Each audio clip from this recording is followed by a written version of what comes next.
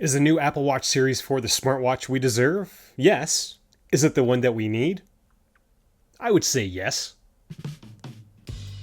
Now, I was actually very apprehensive about buying the Series 2 and 3 watches after getting the original one because the updates were just so minorly incremental. But with the Series 4, I'm going to be very, very happy to give Apple all my money tonight at midnight. Now, I'm not excited because it's a new device with a vibrant screen or that it's thinner. I'm not excited because the digital crown now has haptic feedback, nor am I excited because you can put way more information onto the watch face because of the bigger screen.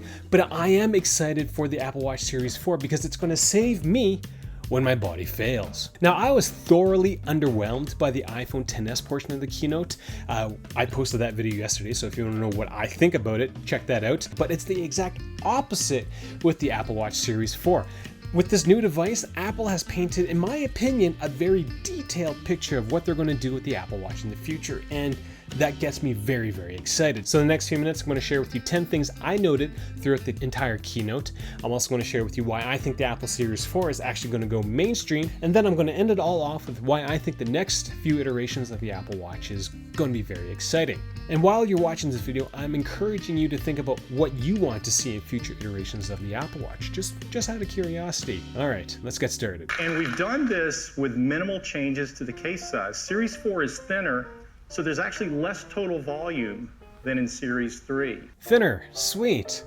But the first question I had was, is it going to be thin enough that it won't be caught on my jacket sleeve when I'm putting on a jacket? Come on, surely I'm not the only one who suffers from this. Surely I'm not.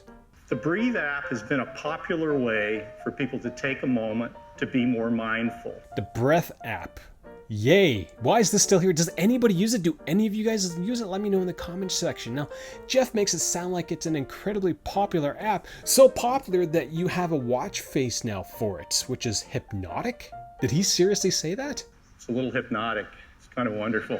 Now, there's a part of me that kind of wonders if presenters are told to say certain things by the marketing team. I'm sure it is. It's like, look at the vibrant colors on the new watch face, when the reality is that the colors that we're seeing through the keynote isn't actually indicative of the colors on the actual devices. The digital crown with haptic feedback, the redesign seemed kind of out of place to me in the keynote, but after kind of stewing on this point for a while, I realized that Apple's entire theme for the keynote was actually centered on the digital crown and the new sensor in the digital crown. Gather round. And the back of Series 4 is absolutely beautiful. Sorry, Jeff, the only thing people are going to notice is all the old sweat and dirt that gets stuck on the back of the watches. But I understand anybody who is creative at their jobs wants their hard work to be acknowledged, wants all the tiny details to be acknowledged. So yes, the back is very beautiful. Now, when it comes to fall detection, I wasn't too excited about this feature because I wasn't quite sure how useful it would be for me. I'm still a relatively young buck despite my genetic heart condition, so generally falling in life hasn't been much of an issue for me.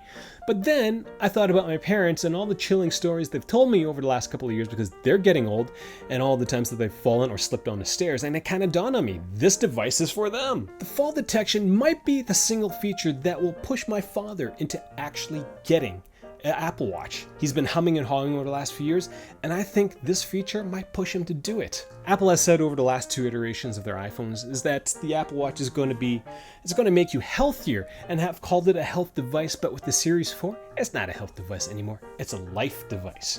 Corny, I know, but it works. Also, as a side note, I'm excited to test this feature when it gets released. Now, when Jeff started talking about the new features such as, low heart rate monitoring, AFib detection, again, I didn't think it was going to be that applicable to me because, well, my relatively young heart with a genetic heart condition doesn't really need to worry about low heart rates, I don't think. And I don't think AFib is going to be an issue for me because, again, I'm still relatively young. But then again, I've said again a lot, I thought about my blood thinner laden parents and realized, well, that's not for me. These features aren't for me. It's for them. So being able to detect all these things with your heart, well, again, this Apple Watch Series 4 is going to be a life device, not a health device, a life device. But what really blew my mind was the addition of the ECG. Sure, it may not be incredibly accurate, but it's just incredible that Apple is able to pack that technology in these tiny wrist computers. Now, what am I going to do with that information? I don't know yet, because, you know, the asterisk in the title of this video is for this section because we have no idea how well it's going to work. The app's not even going to be released at the time of the product release, so we're going to find out. But if it does work, awesome. Again, a life device. The last 2 points, if they work, is why I think the Apple Watch Series 4 is going to go mainstream. Why? Because there is a definite purpose for this piece of technology. When the Apple Watch first came out, one of my clients actually bought one because he thought it was cool. Didn't know how to use it, didn't care how to use it. I bought the Series, I think 2 and 3, because I enjoy the smell of freshly manufactured devices from China. I review them, so you know, I kind of have to get them. But other than that, I would have been happy with just the original Apple Watch. Now, when it came to my overall health, it was kind of optional with the Apple Watch. I could use it, I could not use it, I'd still be healthy. But with the new heart rate detection features and the fall detection features, the Apple Watch Series 4 now has a direct link to unfortunate events in my life where I may live or die. And I think that's incredibly powerful when it comes to technology. This is the complete opposite of the new iPhones, which, you know, not gonna do a single thing, but it's gonna cost you $2,000. And I'm guessing the owners of Fitbit stocks, they're just shaking in their booties right now because Fitbit has absolutely nothing on the Series 4. Okay, 3 more points, then I'm going to tie it all together with why I'm so excited with future Apple Watch releases. Bluetooth 5.0 is a great addition because of its increased range. It's going to be, I'm going to say, home changing for smart home users like me. Did anybody else notice the fallacy known as the all-day battery that lasts 18 hours? Now, I understand where the 18 comes from, but it's, I guess the marketing police came over to Jeff and said, hey, you can't say 3/4 day battery because no one's going to buy it, so you have to say all day. And I'm not quite sure why this even made into the keynote because the Series 3 also had an all-day 18-hour battery as well. Now, the last thing that piqued my interest was the 6 hours of continuous activity tracking that you do on a full charge. That's 6 hours of working out. Like, I don't work out 6 hours in an entire week. So why am I so excited about future Apple Watch releases? In short, the Apple Watch 4 has become a piece of technology with a purpose. It is a piece of technology that has a potential direct outcome on your quality of life. Fall and hit your head, emergency call goes out automatically. With new heart rate features, you don't have to figure out if your heart is going on the fritz because of a hot wings you ate or if it's because you're getting old. And all of these things happen automatically. Now, if you've been watching my reviews for a while, you know that I prefer things that make my life easier. The best tech, in my opinion, is tech that doesn't get in the way and it just works. It makes my life better by just working.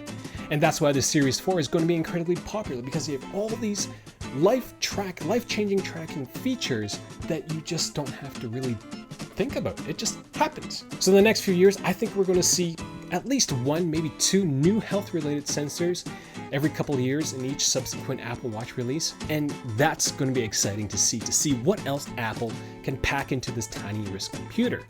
So my question to you, on top of the, do you use the Breath app? What other health-related sensors would you like to see? Personally, I would like to see something along the lines of insulin and glucose and glycogen monitoring, not because I'm diabetic, but I want to know when would be the best time for me to eat my meals when I fast. I generally have a fasted eating time between, I eat for 8 hours a day and then the rest of the time I don't eat. And I actually work out in that period of non-eating. That's kind of how I've trained my body. I've been doing this for 2 years. So being able to see stuff like that, I think will be very interesting. So that's what I think should be going into the Apple Watch. What do you guys think? Leave that in the comments section below. If this is the first time you're watching my videos, do click subscribe, hit that bell button. Yeah, get notified when I release content because, well, I like making videos about technology and I do a lot of reviews. So yay! That's all I got for this video. Oh, Monty didn't do it.